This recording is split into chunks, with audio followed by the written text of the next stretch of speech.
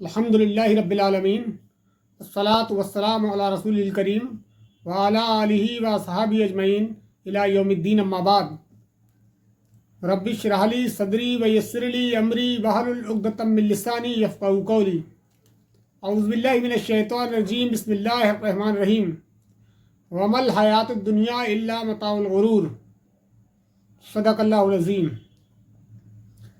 عزیز ترین بزرگوں، ساتھیوں، دوستوں، میں آج آپ کے سامنے جس ٹاپک پہ گفتگو کروں گا وہ ٹاپک یہ ہے کہ اللہ کی نظر میں دنیا کی کیا اہمیت ہے۔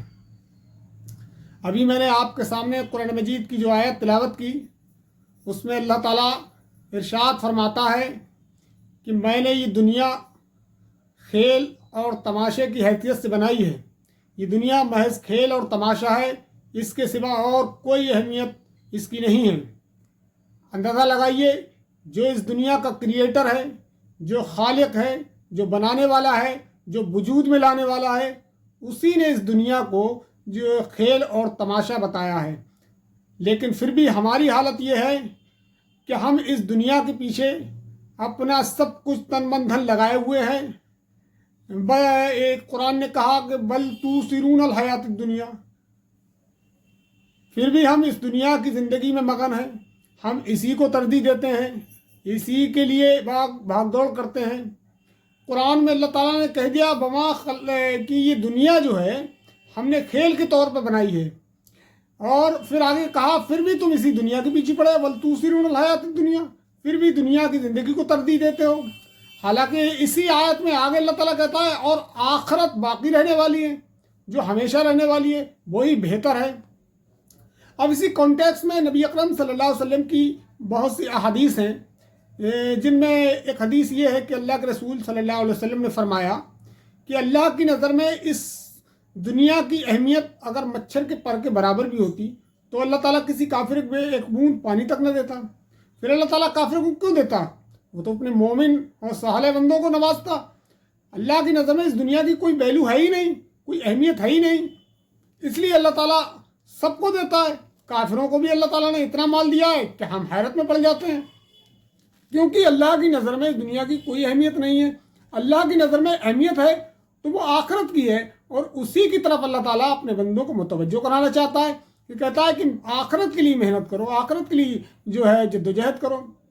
ایک اور حدیث ہے جس میں نبی اکرم صلی اللہ علیہ وسلم نے فرمایا، یہ حدیث جو ہے کہ غالباً نبی صلی اللہ علیہ وسلم نے اپنی وفات سے 1 مہینہ پہلے قبرستان میں خطبہ دیا۔ اس خطبے میں آپ صلی اللہ علیہ وسلم نے کہا کہ اپنے صحابہ کو مخاطب کرتے ہوئے کہا کہ مجھے تم سے یہ خدشہ نہیں ہے، یہ ڈر نہیں ہے کہ تم میرے بعد جو ہے شرک کرنے لگو گے۔ یہ تو مجھے پوری گارنٹی ہے کہ میں نے تمہیں اتنا ٹرینڈ کر دیا ہے، اتنی تربیت تمہاری ایسی کر دی ہے کہ اب مجھے یہ خطرہ نہیں ہے کہ تم شرک میں مبتلا ہو جاؤ گے دوبارہ سے، لیکن مجھے یہ ڈر ہے کہ تم میرے بعد دنیا کے مال میں جو ہے جو غرق ہو جاؤ گے، دنیا کے مال کی محبت تم پر غالب آ جائے گی، اور اسی میں تم اپنا سب کچھ لگا بیٹھو گے۔ تو یہ آج دیکھیے، ذرا ہم غور کریں، معاشرے پر، سماج پر غور کریں تو ہر شخص جو ہے ایک دوسرے سے بڑھ چڑھ کر جو ہے دنیا حاصل کرنے میں لگا ہوا ہے۔ اسی کو قرآن نے کہا الہاکم التکاثر حتی زرتم المقابر، کہ تم لوگوں کو ایک دوسرے سے بڑھ چڑھ کر دنیا حاصل کرنے کی دھن نے غفلت میں ڈال رکھا ہے، اور اسی فکر میں تم لبے گور تک پہنچ جاتے ہو، یعنی کہ تمام عمر مال مال مال کرتے رہتے ہو اور مر جاتے ہو، قبروں کا منہ دیکھتے ہو، لیکن تمہاری یہ ہوس ختم نہیں ہوتی ہے۔ ایک حدیث میں نبی صلی اللہ علیہ وسلم فرمایا کہ آدم کی اولاد کو اگر سونے سے بھری ہوئی ایک وادی دے دی جائے تو اس کی تمنا ہوگی کہ ایک وادی اور مل جائے، اور اس کو 2 دے دی جائیں تو اس کی تمنا ہے کہ 2 اور مل جائیں، اس کا پیٹ قبر کی مٹی ہی بھرتی ہے۔ تو نبی اکرم صلی اللہ علیہ وسلم نے فرما دیا ہے کہ انسان کی جو ہوس کی کھوپڑی ہے یہ کبھی بھرتی نہیں ہے، یہ اس کی ہمیں لالچ جو ہے اس کے اندر سے ختم نہیں ہوتا اس دنیا کا۔ حالانکہ اللہ تعالیٰ نے یہ کہہ دیا کہ دنیا جو ہے یہ ختم ہو جائے گی، یہ فانی ہے، یہ اس پانی کے بلبلے کی طرح ہے، یہ تھوڑی دیر نظر آتی ہے اور پھر ختم ہو جاتا ہے۔ تو اسی طریقے سے یہ زندگی ہے جو ہمیں ملی ہوئی ہے، 60-70 سال کی جو زندگی ہے، بہت زیادہ اگر کوئی زندگی گزار جائے تو 100 سال تک پہنچ جاتا ہے، لیکن اینڈ ریزلٹ جو ہے موت ہی ہے، مرنا تو ہے ہی۔ کہ دنیا میں آج تک لوگ خدا کے منکر تو پیدا ہوئے ہیں لیکن موت کا منکر کوئی پیدا نہیں ہوا ہے. جب مرنا ہے تو پھر اس دنیا سے کیوں دل لگانا. ایک حدیث میں نبی اکرم صلی اللہ علیہ وسلم نے فرمایا کہ میری مثال تو ایسی ہے اس مسافر کی طرح ہے جو اپنی منزل کی طرف جا رہا ہے اور منزل کی طرف جا رہا ہے تو وہ کسی پیڑ کے سائے میں سستانے کے لیے تھوڑی دیر بیٹھ جاتا ہے آرام کرنے کے لیے اور پھر اپنی منزل کی طرف ربا دبا ہو جاتا ہے. تو وہ پیڑ اس کی منزل نہیں ہوتی ہے, وہ وہاں پر صرف آرام کرنے کے لیے بیٹھتا ہے اور اپنی منزل کی طرف چل پڑتا ہے. اسی طریقے سے نبی صلی اللہ علیہ وسلم فرمایا یہ دنیا میری منزل نہیں ہے, یہاں کی مال و متاع میری منزل نہیں ہے, یہاں یہ تو دنیا میرے لیے اس پیڑ کی طرح ہے جس کے نیچے کچھ دیر سستانے کے لیے کوئی بیٹھ جائے, کوئی مسافر بیٹھ جائے. تو میری منزل تو آخرت ہے. تو ہمارا بھی ٹارگیٹ جو ہونا چاہیے, ہماری منزل جو ہونا چاہیے وہ آخرت ہونا چاہیے, اسی کے لیے ہم کو جدوجہد کرنا چاہیے. ایک حدیث ہے جس میں نبی صلی اللہ علیہ وسلم فرماتے ہیں کہ آپ صلی اللہ علیہ وسلم کا ایک چڑھائی پر گاؤں ایریے میں گزر ہوا تو آپ نے دیکھا کہ بکری کا مرا ہوا بچہ پڑا ہوا ہے. تو صحابہ سے آپ نے فرمایا کہ تم میں سے کون ہے جو اس بکری کے بچے کو 1 درہم میں خریدے, حالانکہ اس کا کان بھی کٹا ہوا تھا. تو صحابہ کرام نے کہا اللہ کے رسول صلی اللہ علیہ وسلم یہ مرا ہوا بکری کا بچہ ہمارے کس کام کا ہے, ہم تو اسے فری میں بھی نہ لیں گے, اور یہ زندہ بھی ہوتا تو عیبدار ہے, ہمارے کسی کام کا نہیں ہے.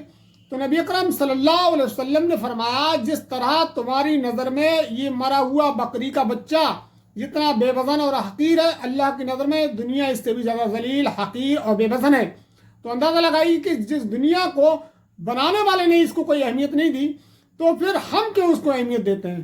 یہ دنیا امتحان گاہ ہے, یہاں پر ہم کو امتحان کے لیے بھیجا گیا ہے, اللہ تعالیٰ نے بھیجا ہے. اللہ تعالیٰ نے قرآن میں کہا کہ میں یہ دیکھنا چاہتا ہوں تم میں سے کون کفر کرتا ہے, کون شکر کرتا ہے, کون میری بندگی کرتا ہے, کون میری بندگی سے انکار کرتا ہے. یہ اللہ تعالیٰ کی مرضی ہے, اللہ تعالیٰ چاہتا ہے. یہ دنیا میں نے تمہیں امتحان کے لیے بھیجا ہے.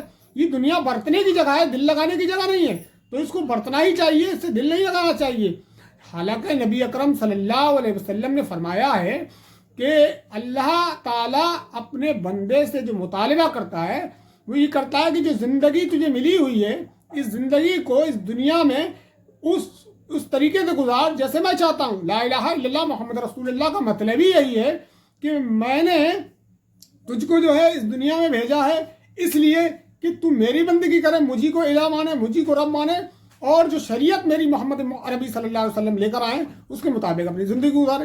تو اللہ تعالیٰ سے دعا ہے کہ اللہ تعالیٰ ہمیں ان تمام باتوں پر کہنے سے زیادہ عمل کرنے کی توفیق عطا فرمائے. آمین. وآخر الدعوانا ان الحمد للہ رب العالمین وما علینا الا البلاغ.